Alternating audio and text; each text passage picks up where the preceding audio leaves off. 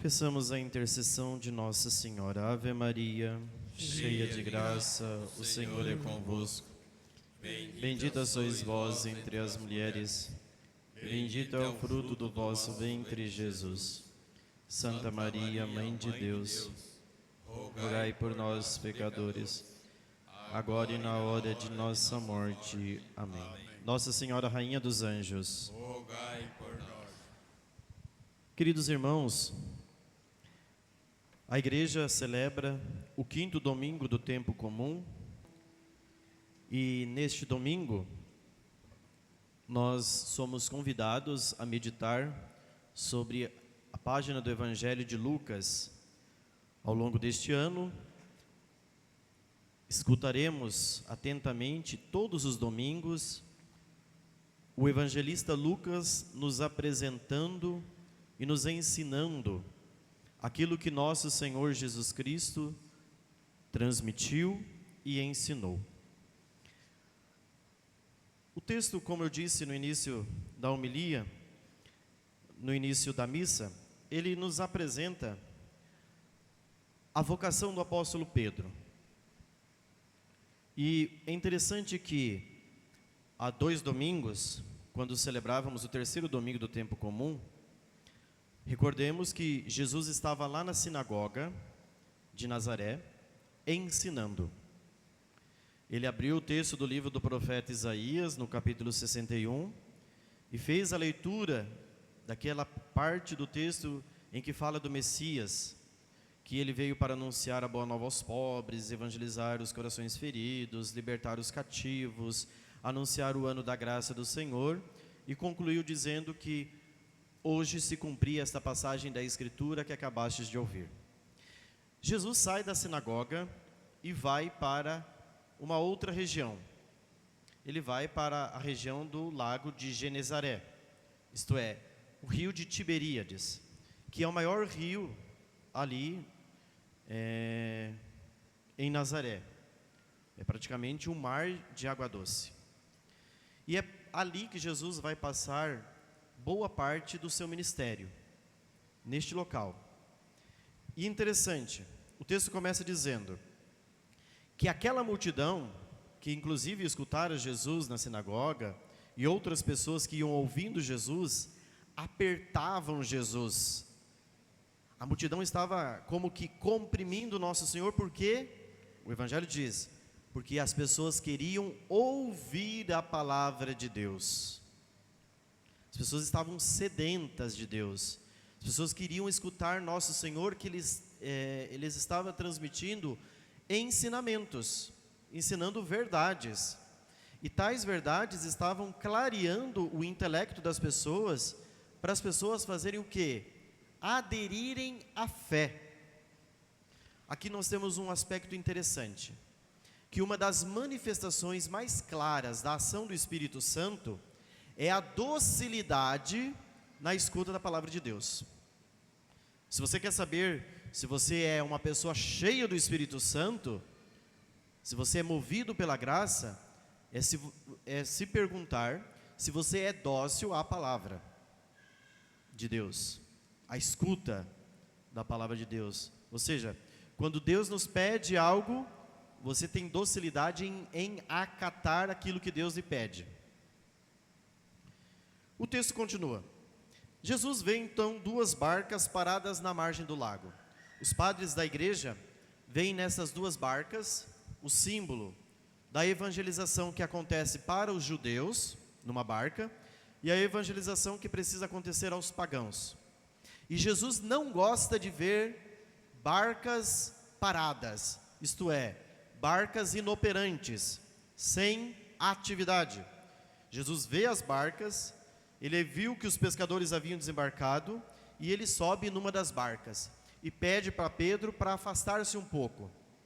Até mesmo porque, se havia uma multidão que estava ouvindo nosso Senhor, Jesus, ao se afastar um pouco da margem do lago, isso é proposital. Para quê? Porque a acústica fica muito melhor. A própria acústica, quem está na beira de um rio, ela é muito mais audível, muito mais fácil de ouvir do que você estiver no meio de pessoas. Então Jesus se afasta, sobe no barco e começa a ensinar lá do barco a multidão. Aí Jesus senta-se na barca, depois de ensinar, ele diz ao apóstolo Pedro: vamos para as águas mais profundas, lançai as vossas redes para a pesca. Aqui nós temos um dado importante. O apóstolo Pedro, de que nós vamos falar logo mais, da sua vocação, ele tinha um empreendimento junto com Tiago e João. O próprio Evangelho diz que Pedro era sócio de Tiago e João. Então, ou seja, eles tinham uma empresa de pesca. E, gente, uma empresa de pesca no século I era uma coisa de gente poderosa. Você tinha barco, você tinha os instrumentos para a pesca. Então, era um empreendimento. E eles sabiam o que estavam fazendo. E eles tinham passado a noite toda, não tinham pescado nada. Eles já tinham lavado as redes, guardado as redes, e já tinham dado por uma experiência fracassada de pesca durante a noite. Aí Jesus chega e diz: vamos para as águas mais profundas, vamos pescar. Os apóstolos ficam assim. Pedro faz até uma espécie de objeção a Nosso Senhor, porque, olha, nós entendemos de pesca, nós passamos a noite toda, que é muito mais oportuno para a pesca do que o dia. Nós tínhamos a noite toda silenciosa, agora tem uma multidão que está aqui falando. Todo mundo sabe, os pescadores, né? Que se você vai pescar e tem um bando de gente falando, atrapalha na pesca. Se você tem uma multidão na beira do mar falando, vai atrapalhar a pesca. Mas mesmo assim, Pedro, objetando de maneira racional, porque era razoável a objeção de Pedro, ele diz: mestre, a noite inteira nós lançamos as redes e não pescamos nada.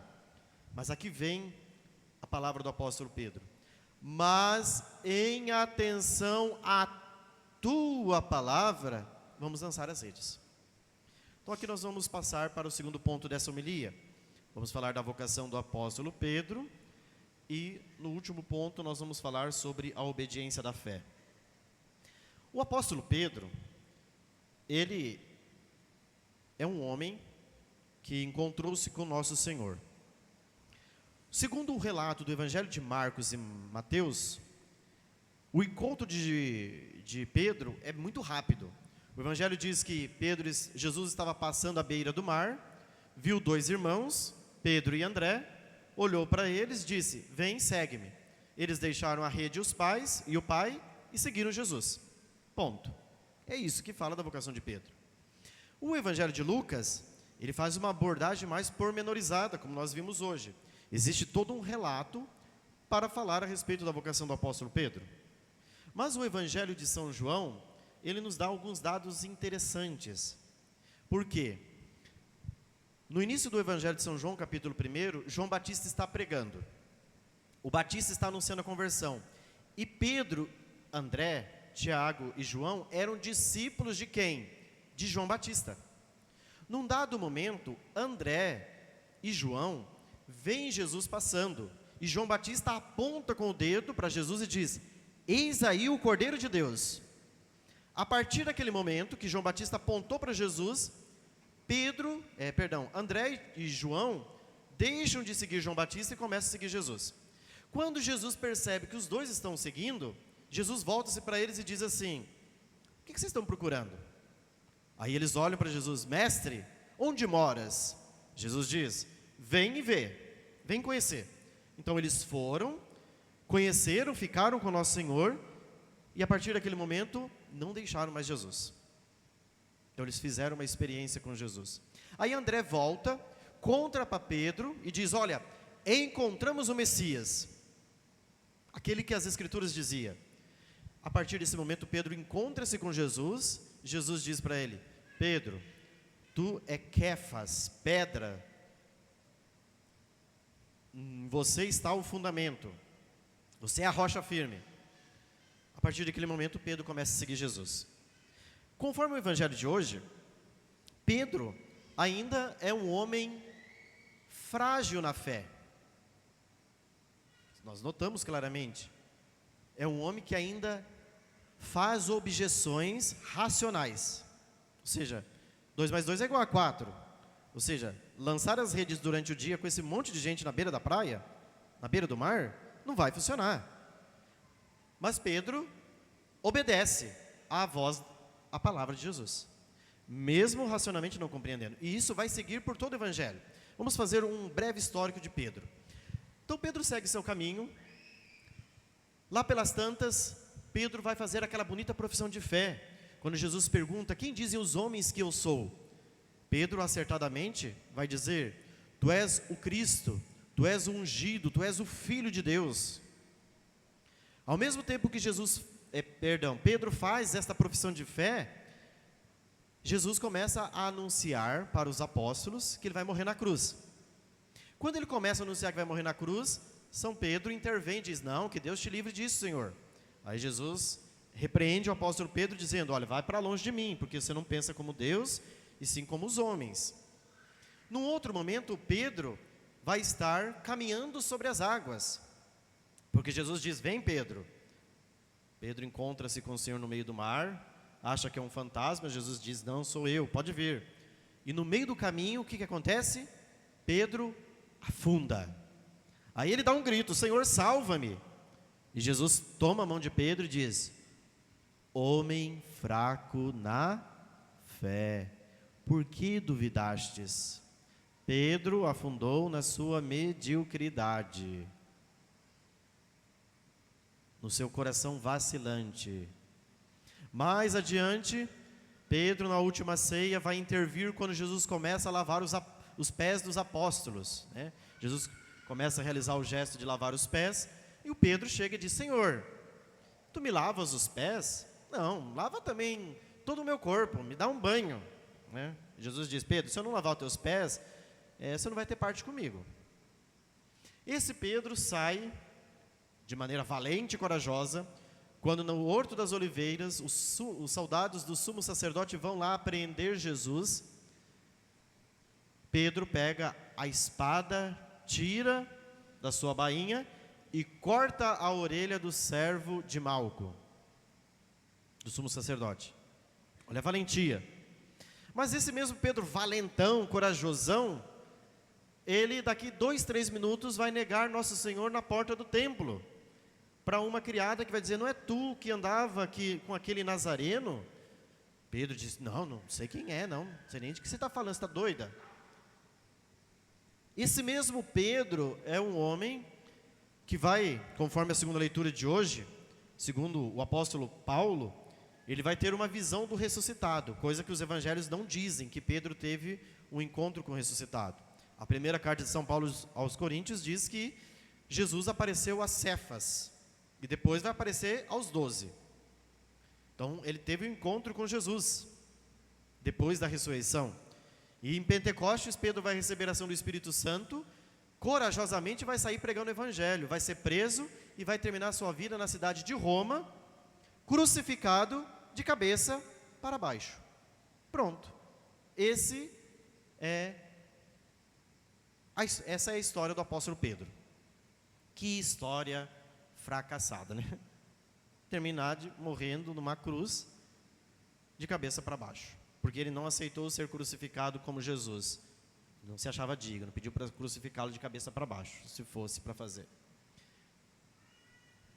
Por que eu estou falando isso? Porque agora nós entramos no terceiro ponto dessa reflexão, que é a fé. A fé do apóstolo Pedro, ela diz respeito também à nossa caminhada de fé. A fé de Pedro, ela vai gradualmente crescendo. No início, como nós vimos no Evangelho de hoje, a fé do apóstolo Pedro é uma fé extremamente frágil, incipiente, não tem consistência. Ainda Pedro é um homem extremamente vacilante, embora conheça Jesus, queira amar Jesus, queira estar com Jesus, mas ainda ele vacila, ele naufraga na fé, afunda na fé. Isso acontece por quê? Porque a fé, ela é um movimento que vai crescendo dentro de nós. Qual é a melhor definição de fé? Se nós formos ao Evangelho de São João, capítulo 3, versículo 16, lá está aquilo que é a melhor definição de fé. Diz o Evangelho de São João, seguinte, abre aspas, Deus amou tanto o mundo, que deu o seu Filho único, para que todo aquele que nele crer, tenha a vida eterna, fecha aspas. Isso aqui é a centralidade do Evangelho de São João. Deus ama tanto o mundo, que Ele dá seu Filho, ou seja, Ele entrega seu Filho, para que se você crer no Filho, você tenha a vida eterna. O que nos leva à vida eterna é crer no Filho, é amar o Filho, Jesus.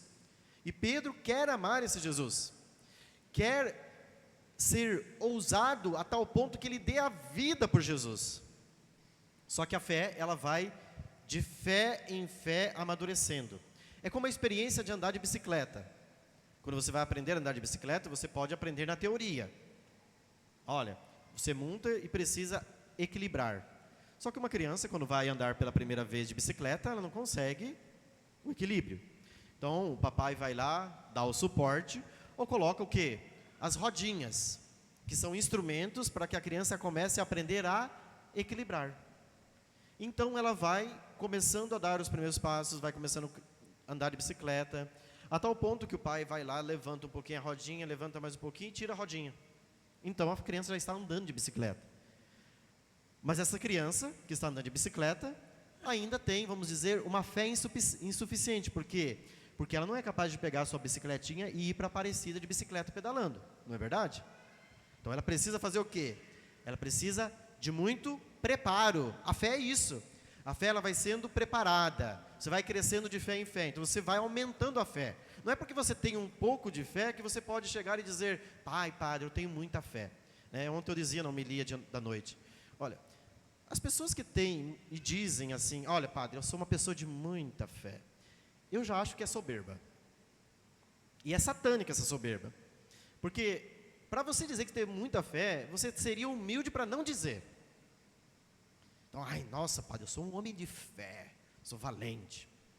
Mentira.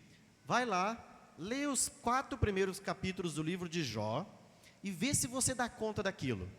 Se você dá conta daquilo, você é um homem de fé. Porque é fácil ter fé quando está tudo bem, estou de boa, na lagoa, né? Mas aí quando Deus faz aquilo que fez e permitiu que Satanás fizesse com Jó, Jó é um homem obediente, é um homem fiel, porque ele tem tudo.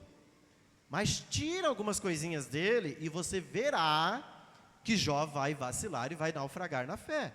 E de fato, Deus diz assim, olha, pode tirar tudo dele, só não tire a vida, o resto pode tirar tudo. E aí, Satanás tem espaço aberto, se delicia, né? E começa a arrancar tudo.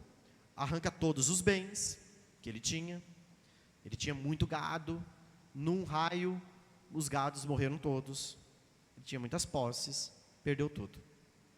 Aí o texto continua dizendo, ele tinha os filhos que ele amava, veio uma tempestade e os filhos morreram todos, só ficou a mulher dele, que era, se tivesse morrido seria melhor, porque ela era uma linguaruda, né?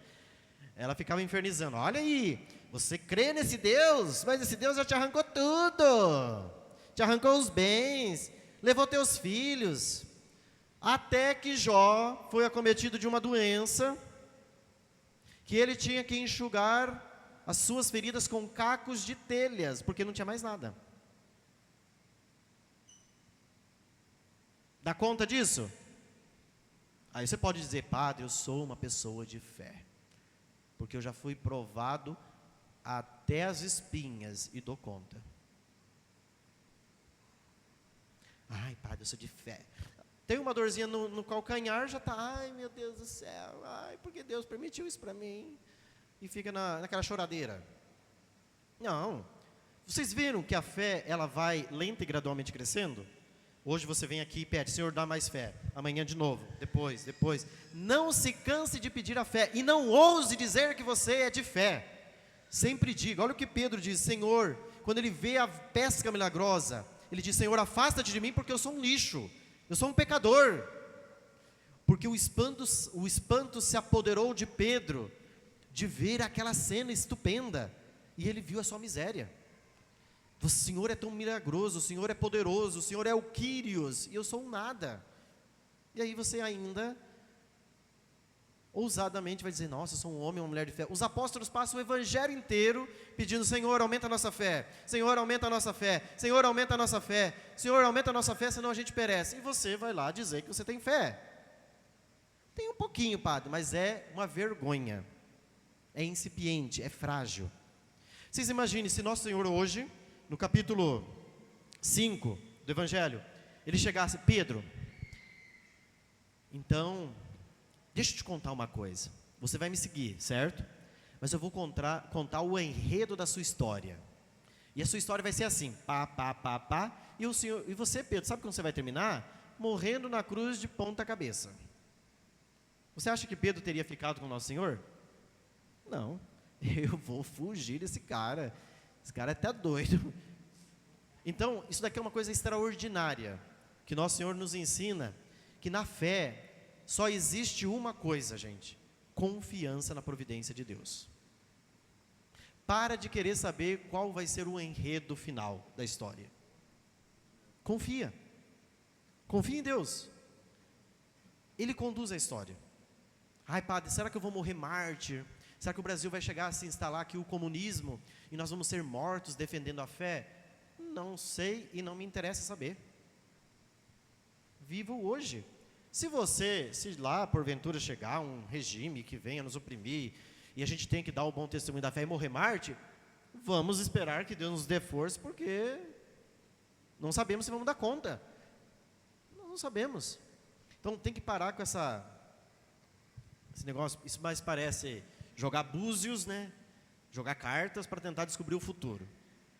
O cristão não, o cristão confia na providência de Deus. Deus conduz a minha história. Eu estou pedindo a fé e que Deus me dê a fé e me sustente, porque eu não sei o que é o amanhã. Veja, a fé é uma encruzilhada, gente, que a gente entra e a gente tem que dar o bom passo. O que é uma encruzilhada? Você chega numa encruzilhada, você tem diante de você o quê? 2 caminhos. De um lado, eu posso ir para cá, eu posso ir para cá. Quem escolhe? Você. A fé é isso. A fé é estarmos numa encruzilhada, onde você vai de um lado e ouve a voz de Deus, vai do outro lado e segue os domínios de Satanás e de seus anjos, do diabo. A fé é o quê? É o aderir à voz de Cristo e acatar aquilo que o Senhor nos pede. Agora, quer ver como nós somos extremamente carnais e que nós estamos sendo movidos pela carne, pelo mundo e pelo demônio, que nós não somos cheios do Espírito Santo? Chega numa encruzilhada, o médico te dá um diagnóstico, e um diagnóstico ruim, de uma doença. Qual é a nossa primeira tendência? Desespero. Não é verdade? A gente já diz, meu Deus do céu, o que eu vou fazer agora? Desespero. Um advogado te liga, você está num processo, você já fica assim, ai meu Deus do céu, e agora? Já fica cagando de medo. O seu patrão chega, quero conversar com você hoje às 5 horas da tarde. Você já treme na base. Veja, como nós somos acovardados, nós somos medrosos, nós somos carnais. Porque se nós tivéssemos aquilo que a multidão estava comprimindo Jesus para ouvir a palavra de Deus, porque era uma multidão que era guiada sob a luz e a moção do Espírito Santo, nós não tememos. O meu futuro está nas mãos de Deus. A minha vida está nas mãos dele. Como a gente reza no Salmo, né? O Senhor é meu refúgio e proteção. De quem eu terei medo? O Senhor é a fortaleza da minha vida. Perante quem eu tremerei? Quando avançam os malvados contra mim, querendo derrubar-me. Eu não tenho que temer, porque o Senhor é o meu valente guerreiro que me sustenta e conduz. Nós não somos extremamente carnais? Se nós somos extremamente carnais, nós precisamos fazer a aderência da fé, da obediência fidei, fé. Então, nesse domingo, a vocação do apóstolo Pedro, ela nos ilumina, para nós pensarmos, como está a nossa fé? Como você tem crido? Pense nas encruzilhadas da tua vida, nos dramas que você vive. A sua confiança está no Senhor? Ou você está do lado de cá do desespero? do medo, da insegurança, da incerteza, do pânico, da ansiedade. Não. O Senhor é quem conduz a minha vida.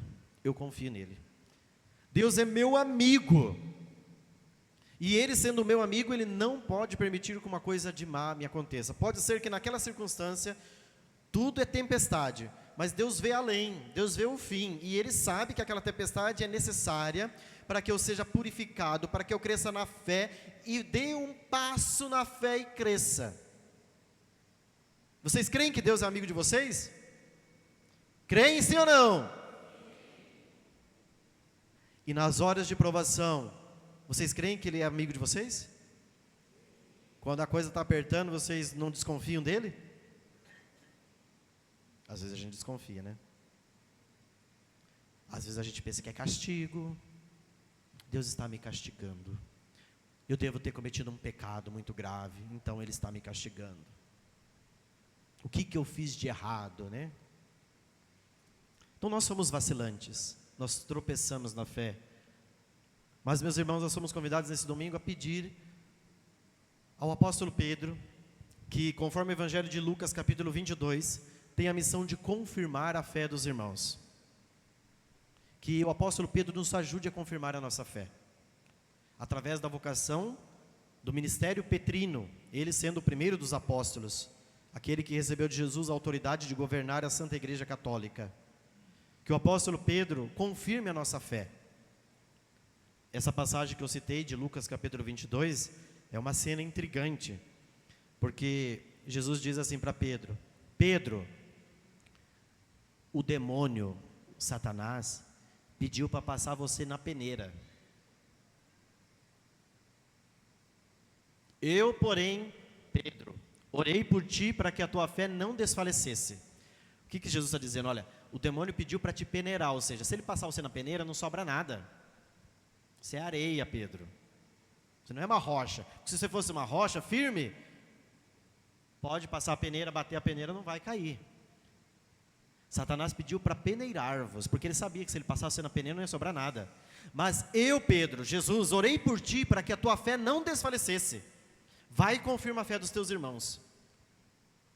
Então Pedro depois vai dar o passo da fé. Pedro vai ser o homem valente, vai dar sua vida, vai derramar seu sangue por Jesus. Mas ainda não está valente, ainda está covarde. E assim somos nós. Nós só vamos dar o último passo da fé, que era Deus, podendo dizer como São Paulo: combati o bom combate, completei a corrida, guardei a fé. No último momento da nossa vida, depois de passar por todas as tribulações e dizer: Senhor, aqui estou, confirma a minha fé, porque eu sou vacilante. Que Deus renove nos nossos corações, meus irmãos, a nossa fé. Nesse domingo, ao aproximar-se da Divina Eucaristia, peça: Jesus, aumenta a minha fé, porque eu sou como Pedro. Às vezes eu sou valente, mas às vezes eu sou covarde. Às vezes eu quero dar o passo, mas às vezes eu quero voltar para trás. Às vezes eu quero dizer para Jesus: eu quero ir até a morte com o Senhor, mas depois eu digo: meu Deus, eu não dou conta não. Sofrimento, cruz, espada, melhor ficar por aqui. A fé é esta confiança de que Deus é nosso amigo. E Deus, sendo um bom amigo, Ele cuida de nós.